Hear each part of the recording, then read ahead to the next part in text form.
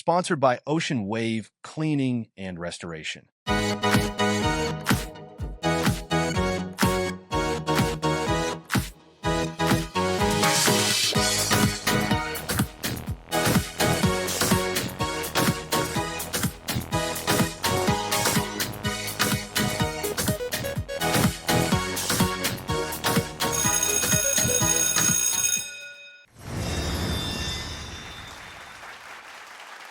Hi, this is Fashion Monger Academy.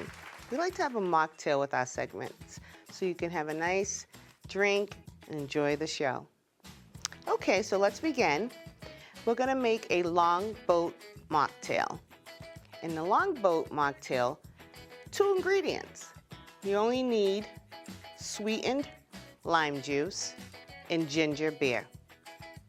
And then 2 garnishes, a lime wheel and mint. Okay, so let's begin. Alrighty. So we are going to mix 1.5 cup of lime juice. Going to use 2 hands for this one. Very tricky. Here's the one. Okay. Alrighty. And then you fill it up with ginger beer. I got a small can, so it's measured about 5 ounces, not even. So then we can shake it up or stir. Whoa, see, this is why I hate shaking things. Explosions. Alrighty. Then we will pour it into the glass with the ice, lime wheel, and mint.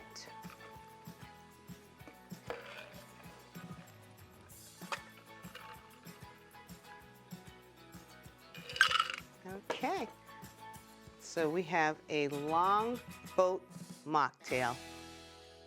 You are now watching Fashion Monger Academy. Fashion, style, decor, lifestyle curated show. This is Fashion Monger Academy. We bid a heartfelt goodbye to our cherished co-host, Ms. Odilia Mendez, whose invaluable presence and contributions have greatly enriched FMA. As we embark on this new chapter, we extend a warm welcome to our new co-host, Pina Cefalo Boatwright, RD, who brings a wealth of fresh perspectives and energy to FMA. Along with this transition, we are excited to announce our rebranding efforts that aim to reflect our growth, innovation, and commitment to delivering exceptional content to our audience. This is an exhilarating time for us, marks a significant and exciting milestone for us, and we eagerly anticipate sharing this journey with all of you. This is Fashion Monger Academy. Dearest FMA students, get ready to be entertained, inspired, and enlightened with FMA lessons. We have a new co-host. Thank you. We have a new co-host, Health Coach Pina. Pina Boatwright, RD, registered dietitian. We are thrilled to introduce our new co-host, Health Coach Pina Cefalo Boatwright, RD, to the Fashion Monger Academy. With her expertise in culinary arts, health, wellness, holistic practices, and yoga, Pina brings a wealth of knowledge and enthusiasm that will undoubtedly enhance our offerings. Our rebranding efforts align with our mission to continuously evolve and provide exceptional content that resonates with our audience's needs and interests. Join us as we embark on this exciting journey of growth and innovation, and welcome Pina to Fashion Monger Academy. I'm so glad that she's here with us, and she decided to be part of Fashion Monger Academy.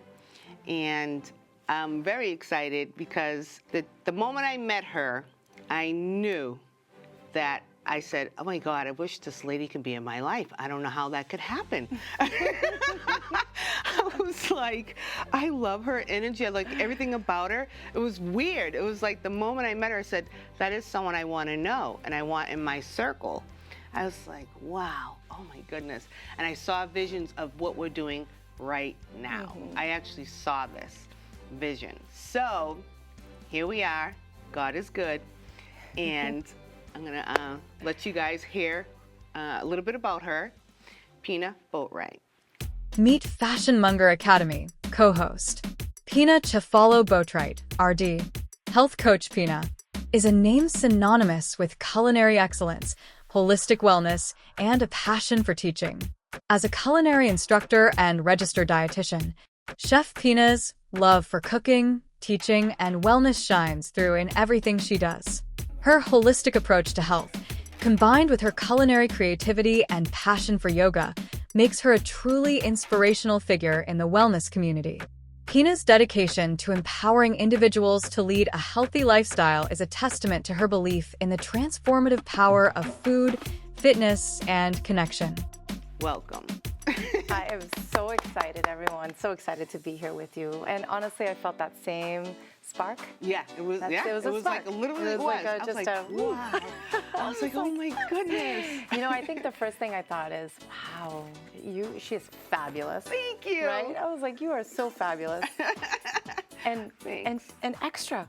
Yes. And you know what? And I'm glad you accept that. I love that. And some people can't handle it. It's too bad. Thank you. That's what I say. I think you're missing out.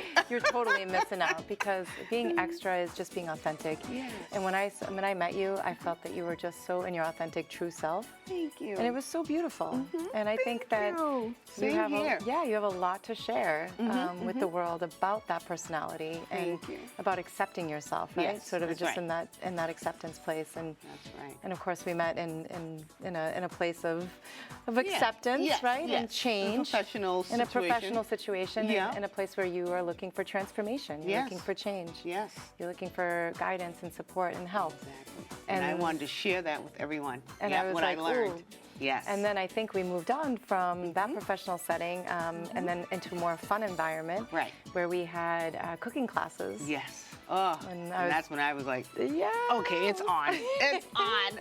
Has to happen. I think one of my favorite lines from you is that so we were leading the cooking classes, right? And I remember you came up to me and you were like, listen, I'm just not a cooker. And I was like, I am going to wash the dishes, and that is it. I'm going to watch and sit back. And I'm like, no, this is an experiential learning class, everyone. You know, we're working in groups, we're working in 2s and 3s, and I was just like, no, you're just going to get your hands, roll up those sleeves, and we're gonna get to work. So we tried to make it fun. Yeah. And then I remember we made a very basic, simple caprese salad. Yeah. Or still make it to this day. And you brought it home. Yeah. Love my leftovers. And then you told me that really transformed. Just being able to break down the steps and make it simple, make it accessible, make it fun. And the way you did it, you made it really simple, because some people just can't teach, really. So you had the full package. You knew how to break it down. You kept it real for me. We had a connection, and I just understood. The process was just natural. It was great, and you made cooking for me really what I feared all this time. Made it pleasurable. Even going to the store to find the items, that was a handicap for me. So literally I can burn water, and when they say that, I can do that.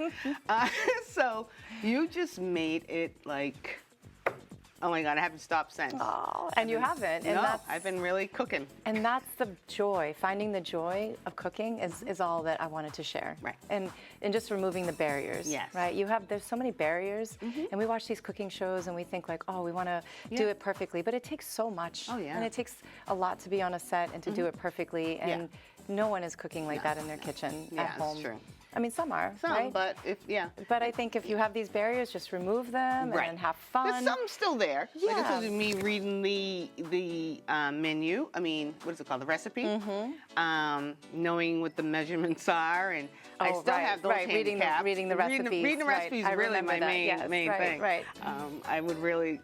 The recipe yield. I was looking at everything. Batch. And I was like, okay, that makes how many quantities? 2. It is brutal, you guys. Really, it's like It's a language to learn. It's a technique. Yeah. There's some math involved. I mean, there's just like so many different elements to it that can feel like, you know what, forget it. I'm not going to do this. Right. But instead, you stuck with it, and we pursued it, and we did it, and here I am sharing my passion for healthy lifestyle, for cooking, for just living your full life, living your best life. And tell us more about Pina. Who is Pina Boatwright?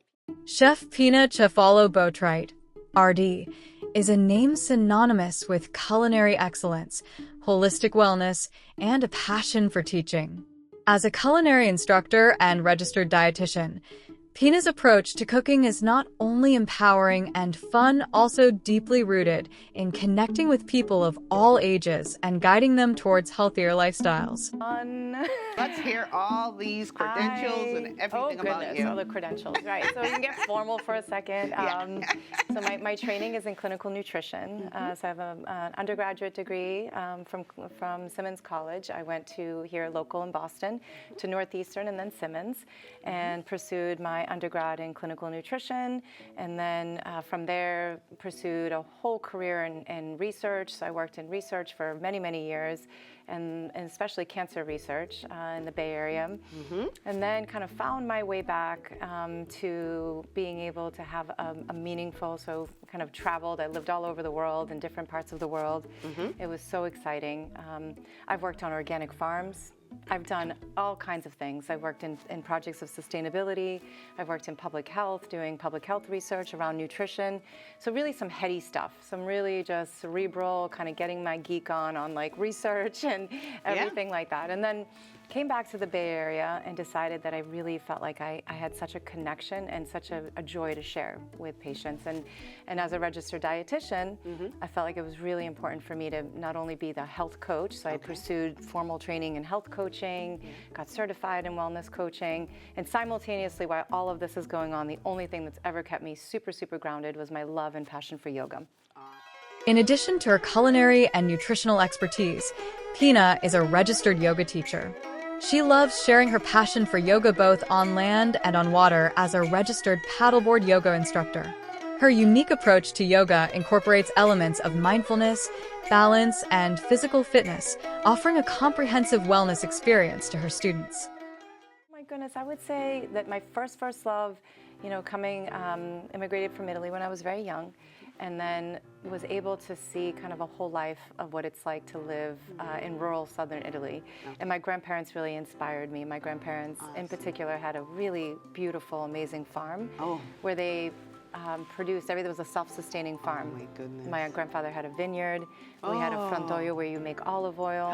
I got to see just everything from production, from farm to fork. Eat, Pray, Love was really that real, was my soul. Oh, yes. wow. And everything was just scratch cooking from the land. From the land. From the land and from just really farm to fork. Right. And farm to my plate. Awesome. And it was so you got the real experience. And I remember one of my very early experiences. I have to say my favorite memory of traveling back to Italy and seeing my grandparents, and they knew my love of tomatoes. I love tomatoes off the vine. Oh, who doesn't, wow. Right? Tomatoes off the vine are just, I couldn't even imagine. They're the way that they That's smell. what I'm missing. Oh my goodness, the smell of a tomato off the vine. And just you see them and you know that they're harvest and they're ready for harvest, and it's just that incredible experience. So I remember walking into my grandparents' farm and hugging them, saying hi. You know, here we traveled so long to come see you, but my grandfather would hand me a bucket. Go out there and get all the stuff. And he was like, just go, I'll meet you out there. That is beautiful. And it was just amazing, and I would just sit and eat my tomatoes and just the smell of it. When people really farm the ingredients. Yes, absolutely. That helps you to enjoy the process of really preparing and making a meal. And this was also with the animals. You know, they raised a lot of animals, and so we had a lot of like chickens running around, and I mean a lot of different proteins. And it just was so eggs. Like going out and just getting fresh eggs in the morning. And your chicken, like my grandfather would say jokingly, like, which one do you want? And I was like, okay, that's a bit much, but being able to see that farm to fork experience. So, and my love of cooking, and my mom has been my huge inspiration in life. She's one of my most favorite person in my life, right? Yeah. I would say with my children, right? My children, but my mom is right up there with just being such a force and such an inspiration. Exactly. Yeah. And just feeding me and my family from her soul. That's right. It's just such an act of love. Do you have a big family? I don't have a huge immediate family. I have a twin brother and an older sister. But my family in Italy was huge, just so big. We would have these tables, and the tables would just extend into the courtyard, and they were just so long, and so many of us feast every day. feasting, and coming together, and that joy of eating and sharing and collaborating and laughing, and so. Question: is it true that is it called? What do you call that when the day stops? In a siesta. Siesta. Yes. Is that really true? That is true.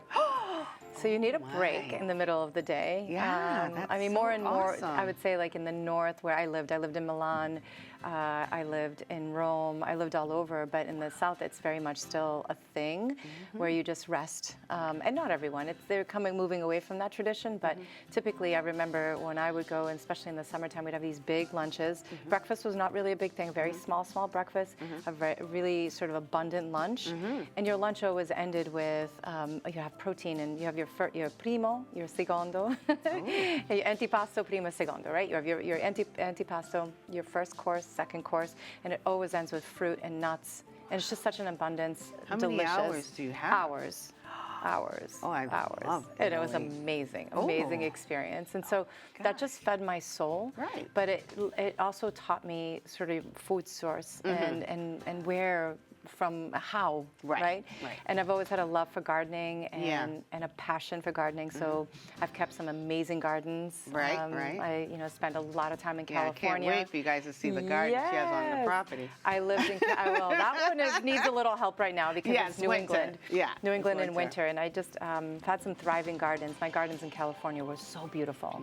I had everything. I grew everything. Yeah. What a transition, though, huh? And it was a transition to where I live now, here, just Kinda outside of Boston. Gloomy, yeah. Yeah, the growing season isn't quite long. Right. But then I really experienced... Especially for a cook, yeah. Yeah, so my background is so varied because I love so many things. And I love to be able to have that experience and working on an organic farm and working in a research center and working in a hospital and working in a kitchen and working, sort of as a culinary instructor. And now I'm in a position where I feel like I can, all my loves kind of all come together. Right. And I work on a college campus now, and it's so fun because I feel like I'm being, a part of being able to feed the minds, these brilliant minds of the future. And you like teaching, and you're I really love teaching, well at that. and nutrition is such an integral part of our health. Right. And so part of it is just being able, and then the balance always comes back to yoga, right? So when I come back to my mat, I find that I'm always back to my stasis, right? Sort of back to balance. Okay. Yeah. Chef Pina Cefalo Boatwright, RD, is a multifaceted professional whose love for cooking, teaching, and wellness shines through in everything she does. Her holistic approach to health, combined with her culinary creativity and passion for yoga, makes her a truly inspirational figure in the wellness community.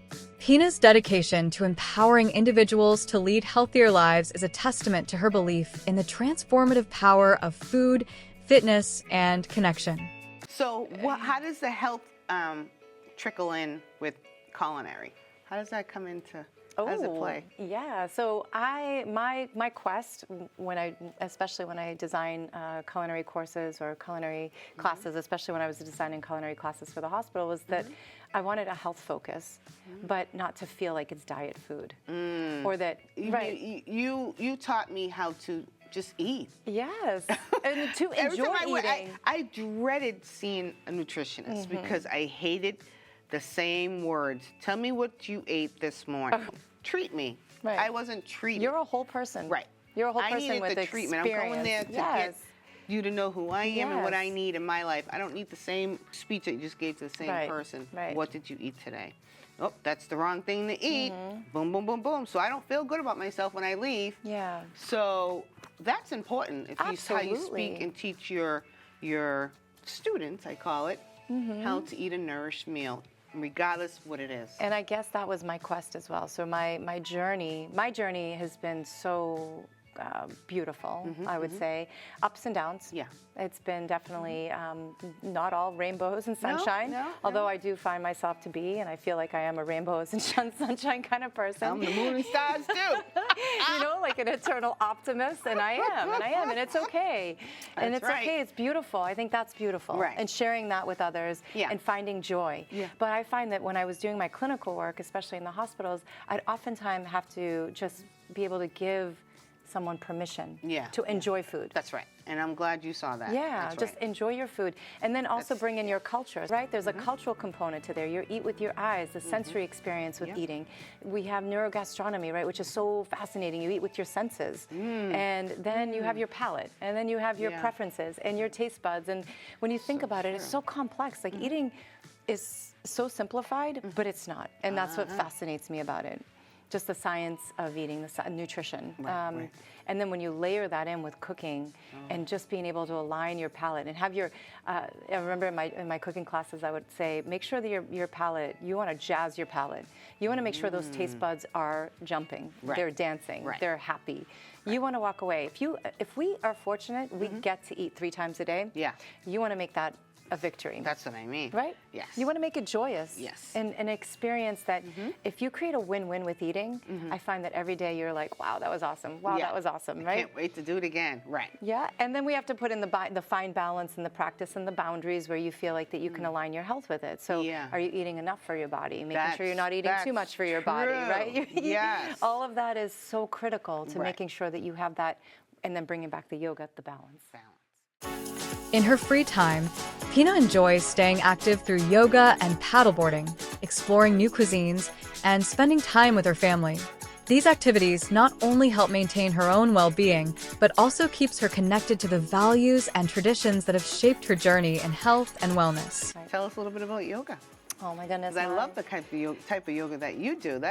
That's interesting what you do. Oh, yeah. So my yoga journey started very, very young. So I believe that I was very fascinated. Actually, I can tell you the story. It was so fascinating and funny.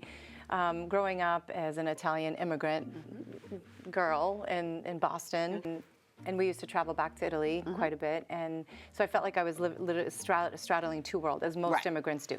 They feel like they live in 2 worlds. And then, of course, in my home, we only spoke Italian, so everything at home was Italian. Everything was. So I didn't really get exposure to a lot of other cultures outside of, my friend group and all of that. But I do remember going on a field trip. I was probably 13.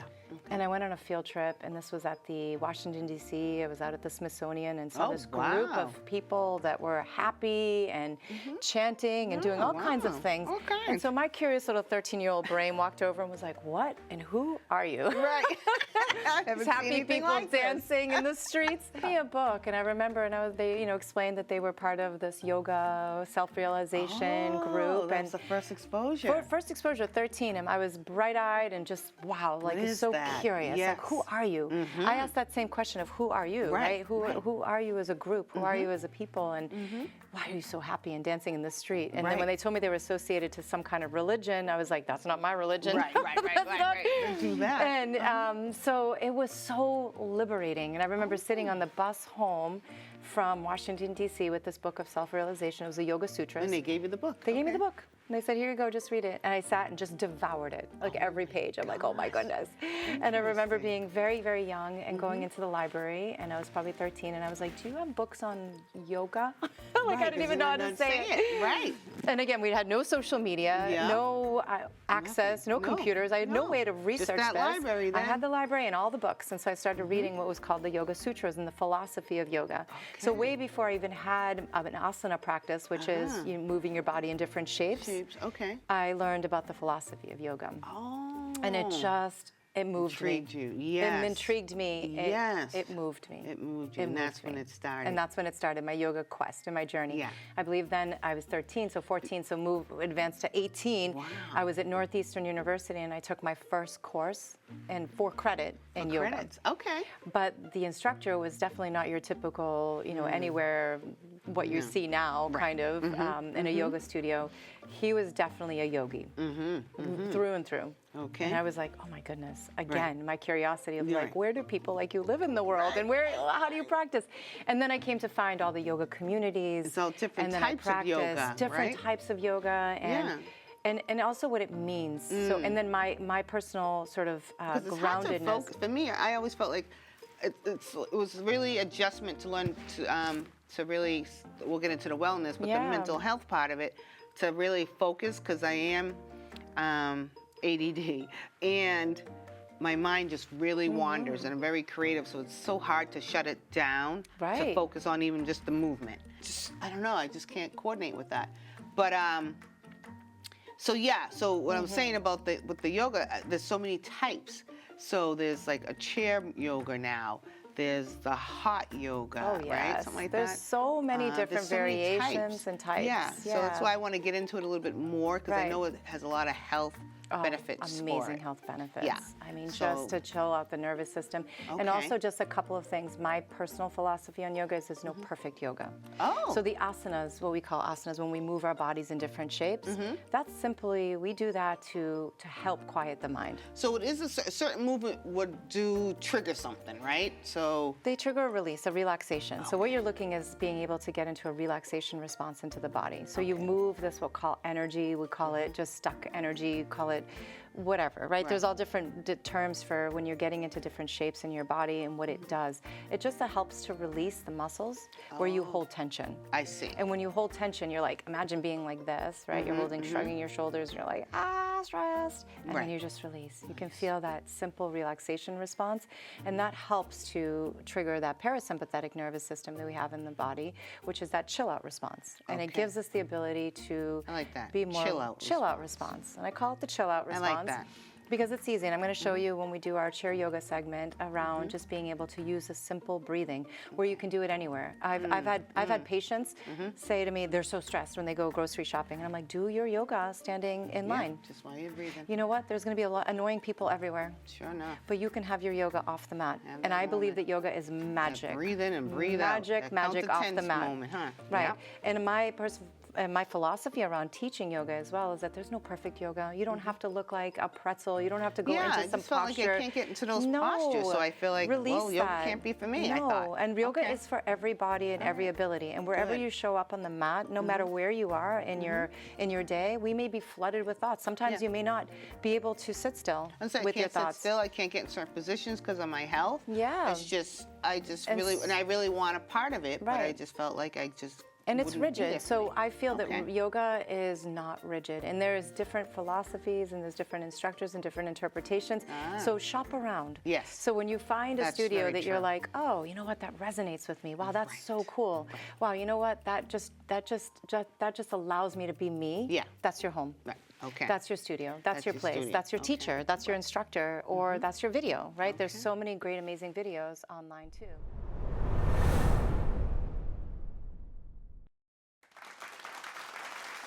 The yoga that you do with the animals, because now people incorporate what do you want to call the goats, things like that when they do. I'm not sure what that does for the yoga, but people have that now. Oh, yeah, I can explain that. So I do yoga.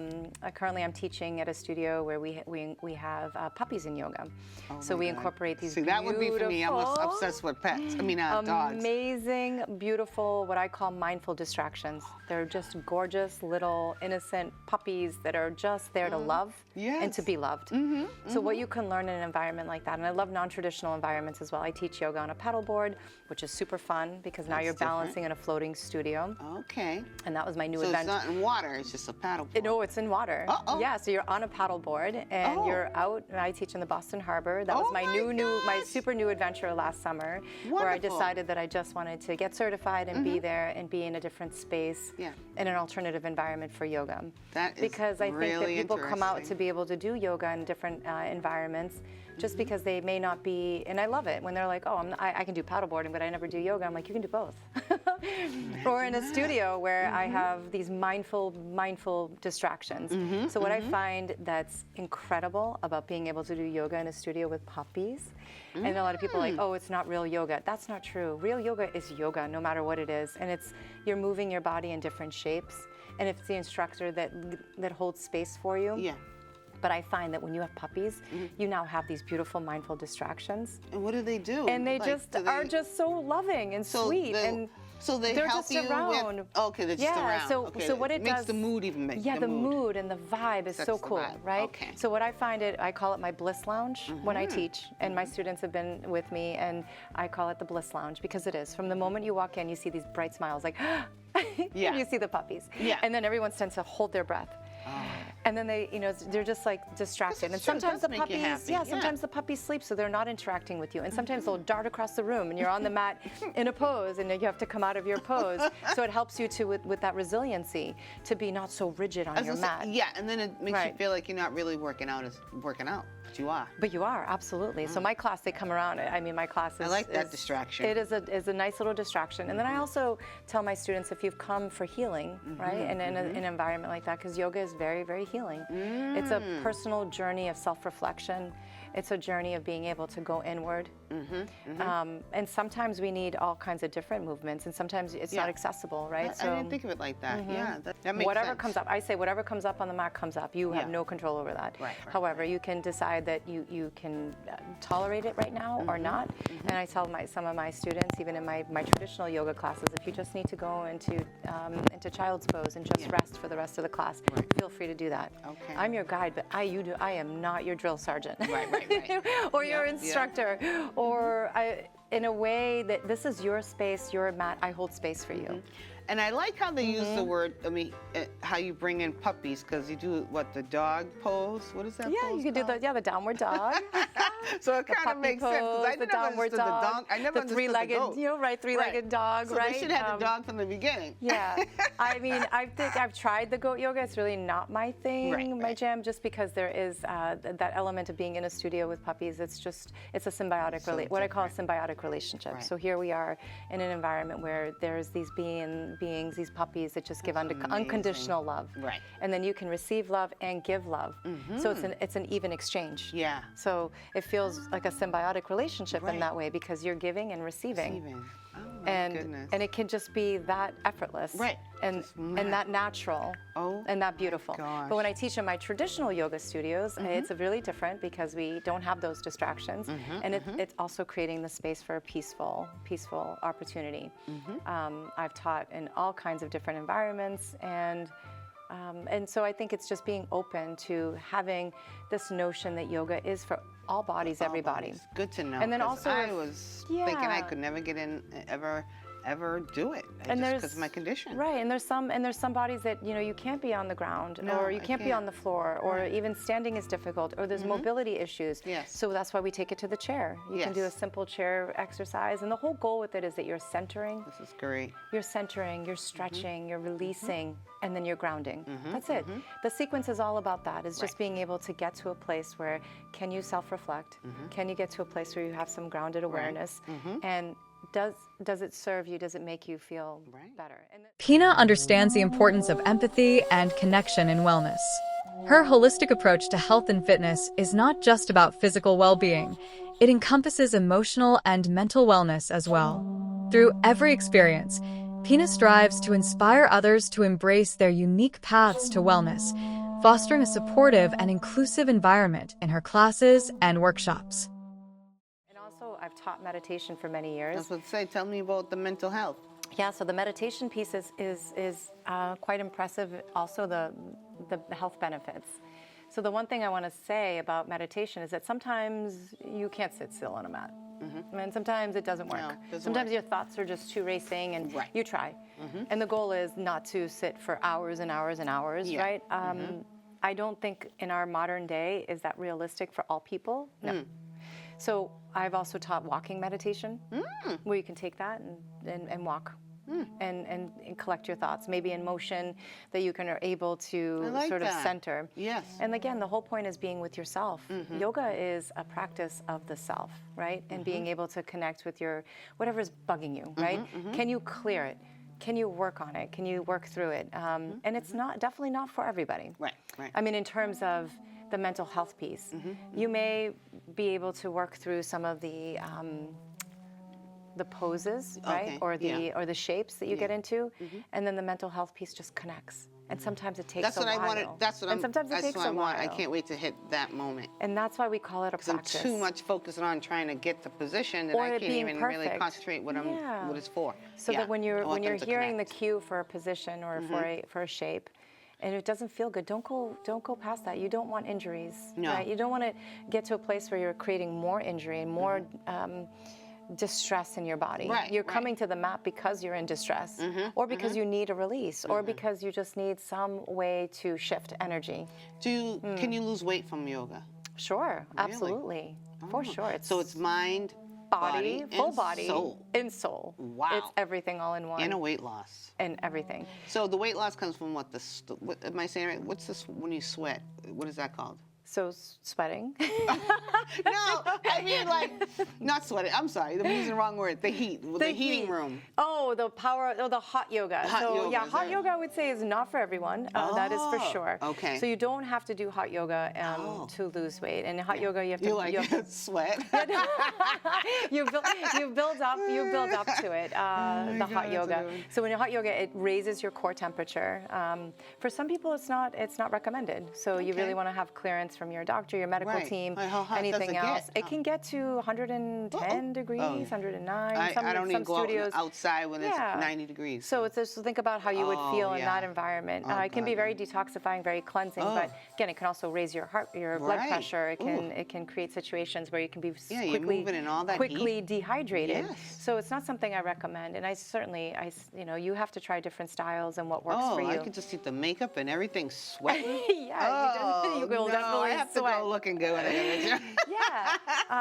And that being said, so somewhere yoga, I would say that there's different, so many different variations, so many different styles, so many different types. Yeah. And there's so many different people that teach it. Okay. So being able to find what resonates with you is super key. It's key. And then also not getting fixed to this rigidity around it. There's no pose that has to be perfect. Okay. And you are going to show up on the mat and feel different every day. Well, now it's going to be showing up on the chair. Yes. As Pina looks to the future, her commitment to advancing health and wellness remains unwavering. She's constantly seeking new ways to enhance her knowledge and skills so that she can better serve her clients and the community. Whether through continued education, innovative projects, or collaborative efforts with other health professionals, she's dedicated to making a lasting difference in the lives of those she touches. Her journey in health and wellness is a testament to the power of holistic care, and she's excited to see where it will lead her next.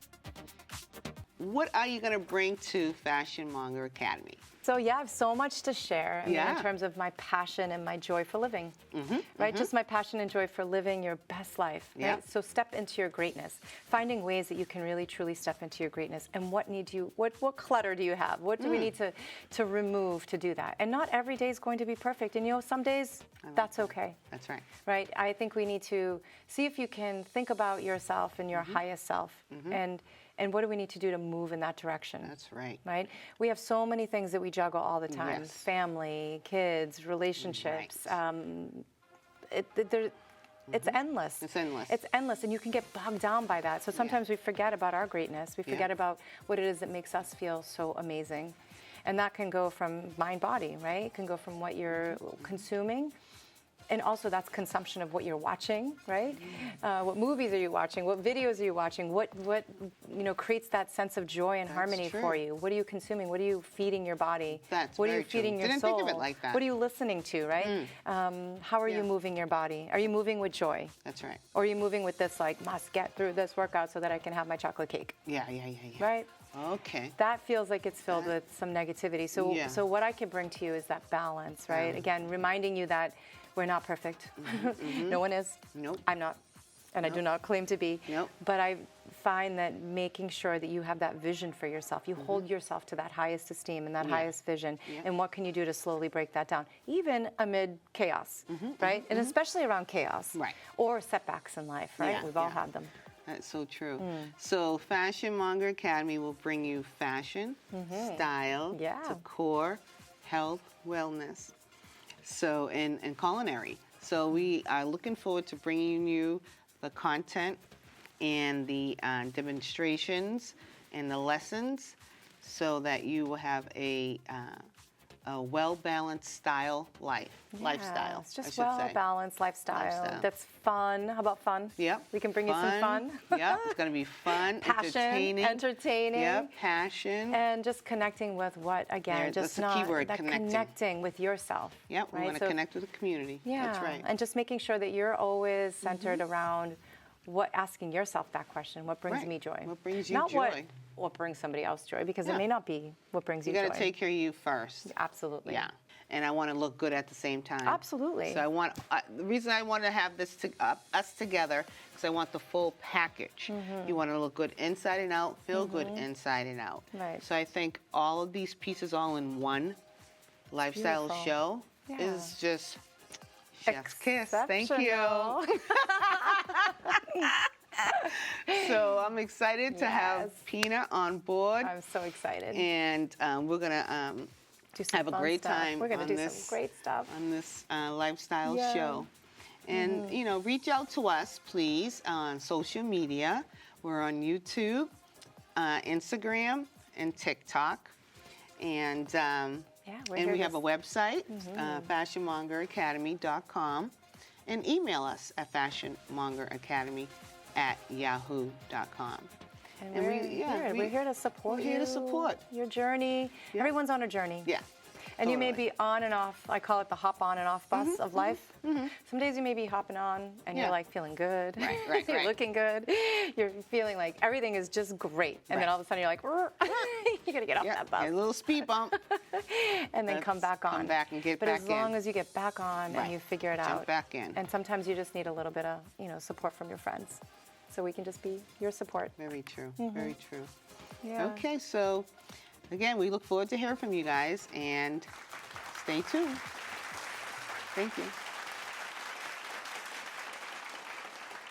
Hey everyone, we are ready to start our yoga practice.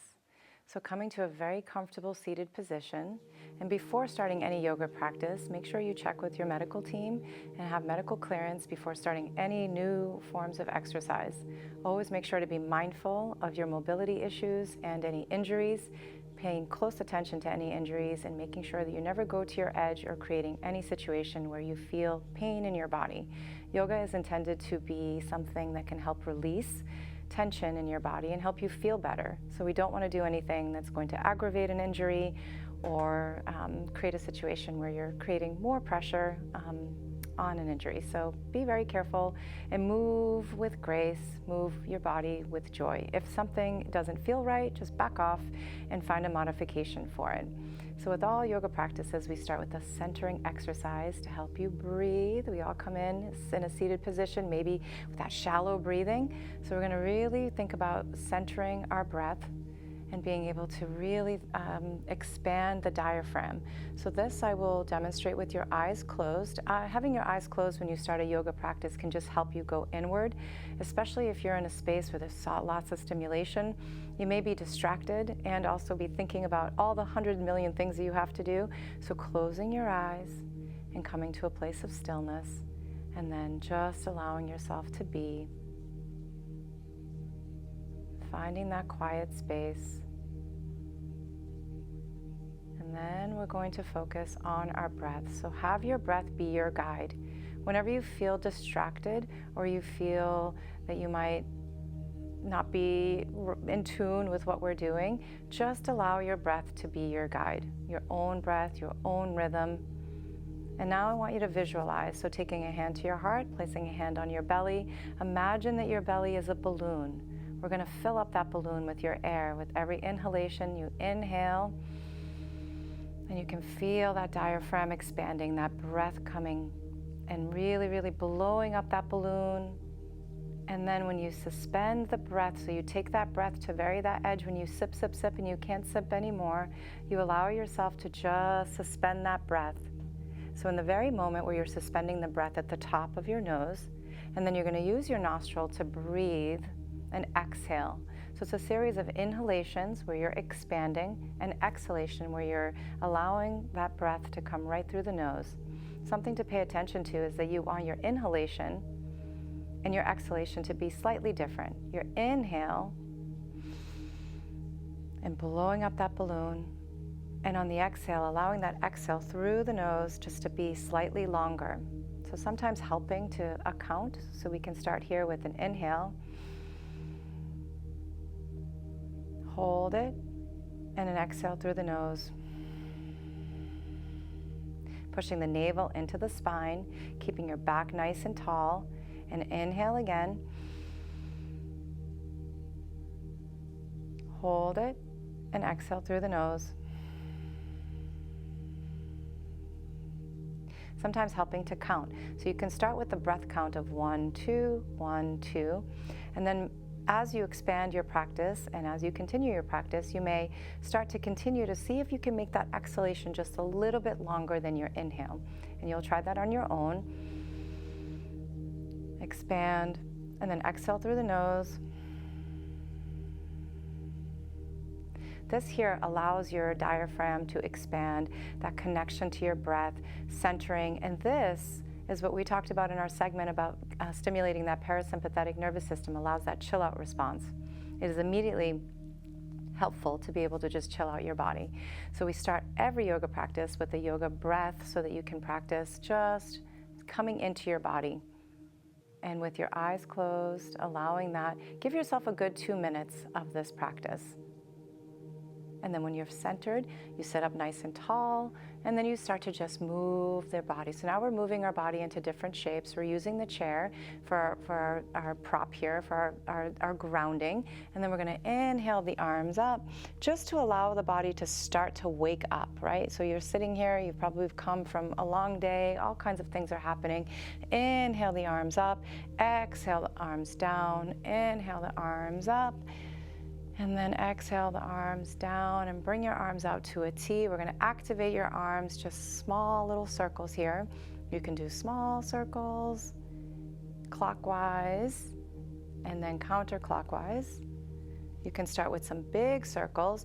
You want the arms to be heavy, so create a situation where the arms are super active. This is an active pose, and you're also holding your core and your back. So you're engaging several muscle groups here. So as we just rotate those arms and creating, just warming up the shoulders, hopefully working all areas of the body.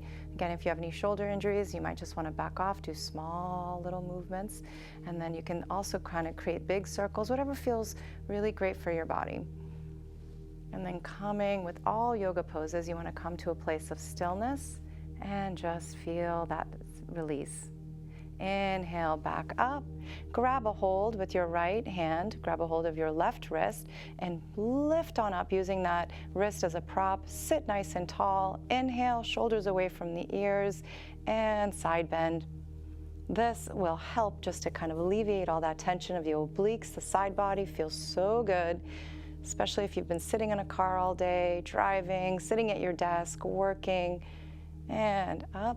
Let's switch sides. And left hand to right wrist, lifting up, shoulders away from the ears. Inhale, and on the exhale, we'll bend. And you can hold these poses for as long as they feel comfortable for you. The longer you hold the pose, the more release you will get. But you can come right swiftly up and bringing the arms in front of you and interlacing your fingers. And here, we're gonna start moving into our cat-cow position. So now we're in a chair position, but we're gonna do a cat-cow. So you wanna remember, always nice tall back, tall spine. Inhale up, and we're gonna arch up. Arch and look up on the inhale, and on the exhale, rounding the back. Round, round, round, pushing those shoulders out. Imagine your navel coming into your belly button coming into your back, navel, and round, round, round, and then inhale and arch up. And now you're noticing that your pelvis is tilting You have this like pelvic tilt as you're rounding the shoulders and you're arching up, opening the heart muscles, opening up the chest, looking up, setting your gaze up, and do a series of these a couple of times to warm up your spine. This is a spinal warm up and it feels really, really good. And arch up, very gentle practice here. And if you've done cat-cow on your mat, you can very much see that we're really able to use all those muscle groups, except for you're not on your all fours.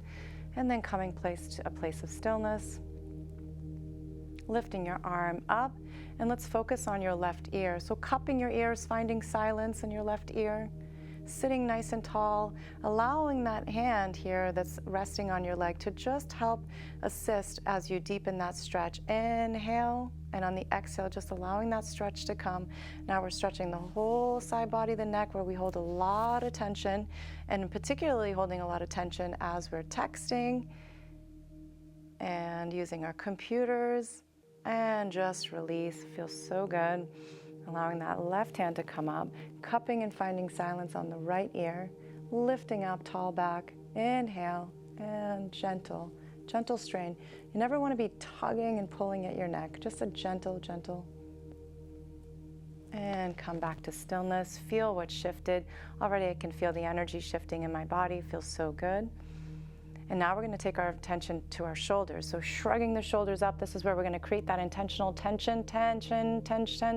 Inhale and release. Shoulders away from the ears. Inhale. Now nice big inhale here. Fill up that belly, fill up the balloon, and open up the mouth. And release. Just exhale, a nice big sigh. Inhale one more time, shoulders up.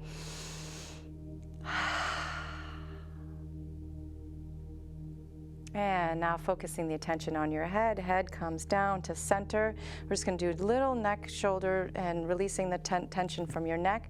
So little head rolls to the right, center to the left, center to the right, center to the left, and back to center.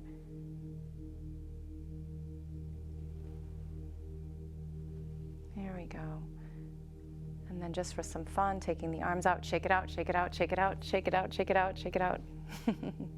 And we're getting ready here now to start to work with the legs. So now our legs have been sitting, and it takes a lot of core strength to just sit here standing, or to sit here in the seated position, because you're engaging both your core and your back muscles.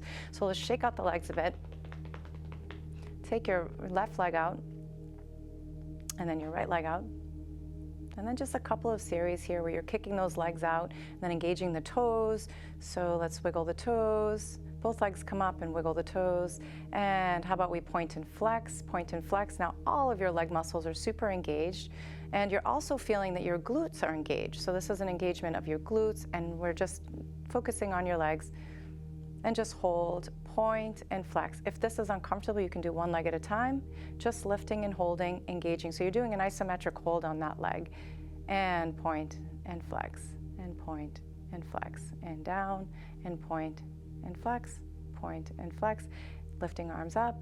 And maybe this is a kind of a modified boat pose here. So wonderful, bringing out the arms, sitting, see if you can sit up nice and tall. And you're going to start to feel the legs burn, and release. And sit nice and tall again. This time we're going to keep that right leg down centered, bringing the left leg and just crossing, that left foot just planted right onto that right knee, and just sit up nice and tall and just apply gentle pressure here. This is a hip opener. If that is not uncomfortable for you, you can just really release it and just come like a little bit closer to here or all the way. So it really depends on how much flexibility and mobility you have on your hips. We're going to start with this side and just sit up nice and tall, and just applying a gentle pressure here. You're going to feel that opening in the hips. So now this is a hip opener. Feels so good. And release. And come back down. Let's switch sides, right foot up. And I do have some issues in my right hip, so you can see here that my mobility is not quite as amazing as on my left side. And you might find that every day that your balance might be a little off, your mobility might be, depending on which side and what side of the bed you wake up on. So it differs every day. So just applying a little bit of gentle pressure there. Really wonderful. Opening up. All right, and release. Now, second time around, you can also see, practice your yoga. Every time you come around, we can do that again, coming right back up, lifting through the spine, nice tall back, releasing that pressure. And now we're going to start with that spinal twist, so allowing that breath work to kind of connect in with where you're connecting and trying to release the tension. The breath will guide where the tension is in your body. So for instance, right now I'm feeling it right in here in my hip flexor. So inhale, and then trying to release that pressure. Now I'm going to grab a hold of my right knee, my left knee. And I'm just going to grab right behind me, but in a twist. So what you want to do is always make sure that you're taking a nice deep inhale.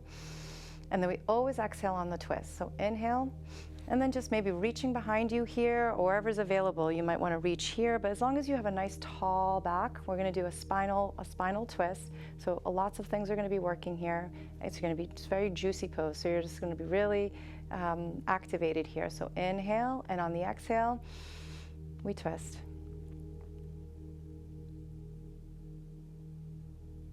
And back to center, releasing that leg, maybe shake it out, shake it out. And let's take that on the other side.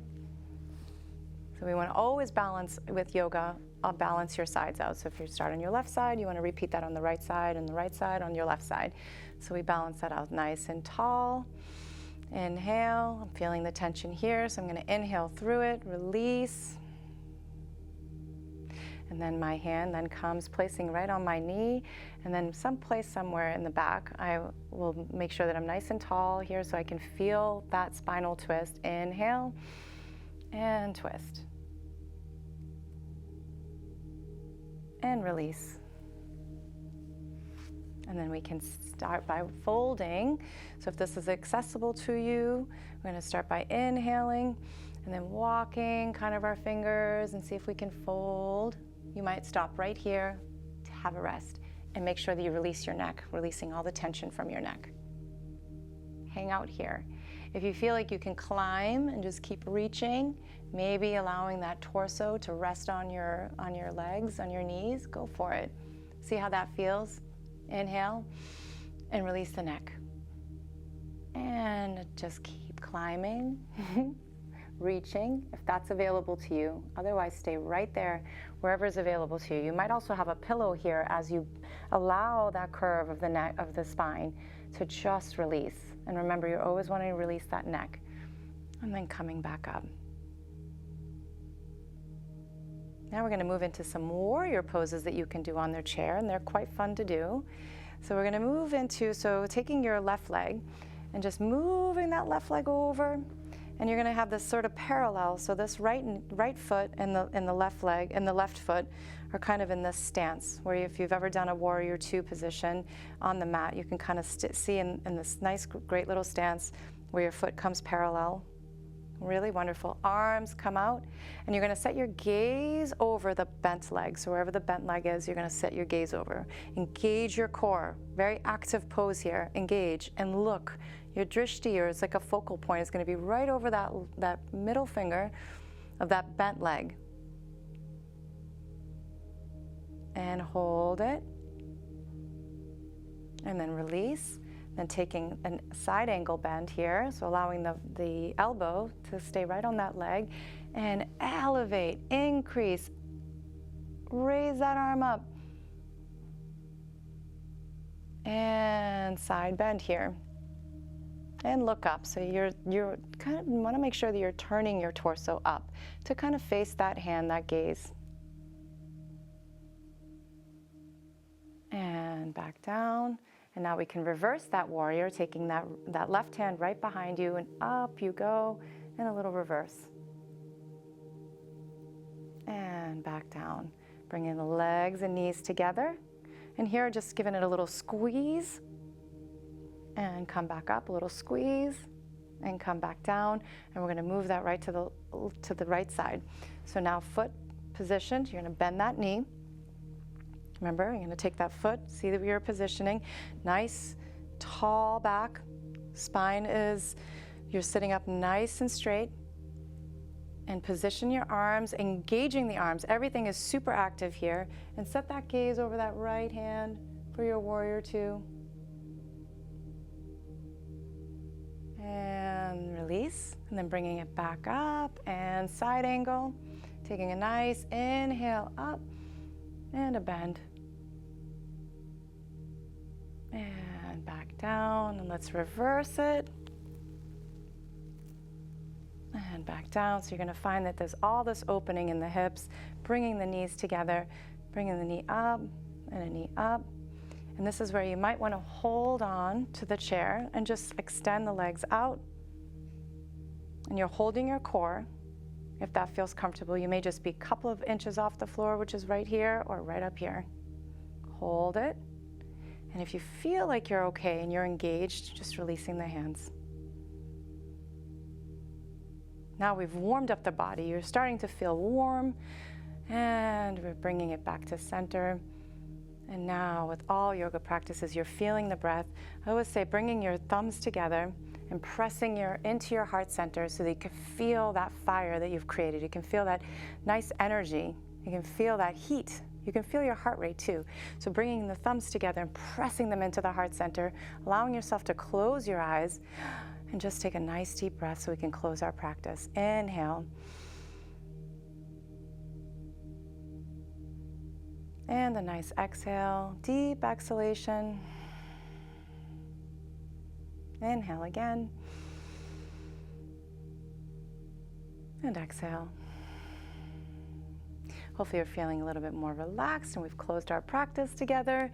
And this will allow you to just feel a little bit more energized, but also relaxed, and you feel that warmth, and you feel that just that fire that you created in your body. So thank you for practicing with me today. Hopefully you'll be able to continue this practice and see your growth as you continue to practice. So thank you, thank you, thank you all. Sponsored by Ocean Wave Cleaning and Restoration.